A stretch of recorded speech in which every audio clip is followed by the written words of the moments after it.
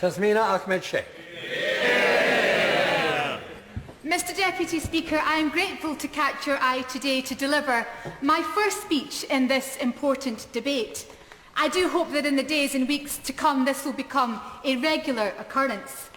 I should add at this point, and indeed it will come as no surprise to my honourable friends, that it has not normally been my way to seek a man's permission to speak. But I am endeavouring to learn this amongst many other skills as I settle in to the House. Mr Deputy Speaker, I had initially thought that, as well as being a lawyer, by being an actor too, I could possibly bring something new to this House. But as the last few days of debate have shown in this very House, there is clearly no shortage of aspiring candidates in that respect. I am most proud to represent the diverse constituency of Ochil and South Perthshire.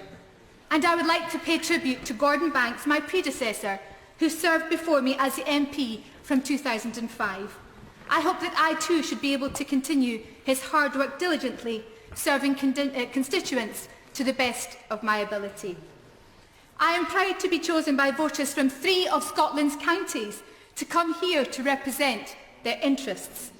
Clackmannanshire, the wee county, has a proud industrial past, and today the main employers include the Glassworks in Alloa, which has a history dating back some 250 years, and Diageo, where I had the pleasure of meeting their apprentice coppersmiths in one of my first engagements as a local MP.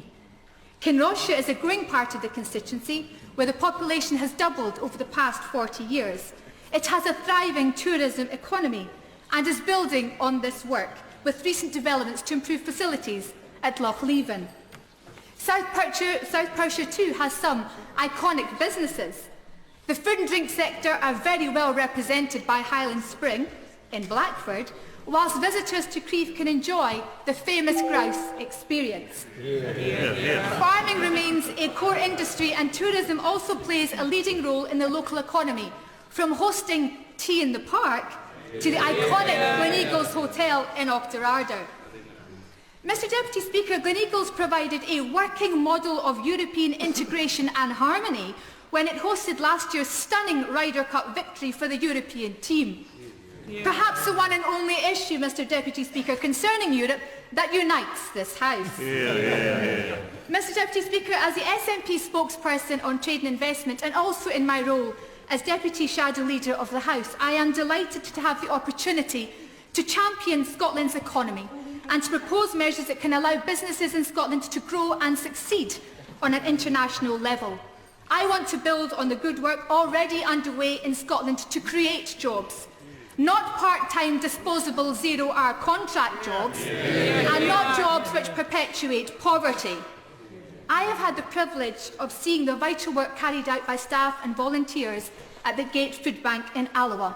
But it is frankly unacceptable that so many of their clients are either families who are in work but cannot afford to put food on the table for their loved ones, or heartbreakingly, children living in abject poverty.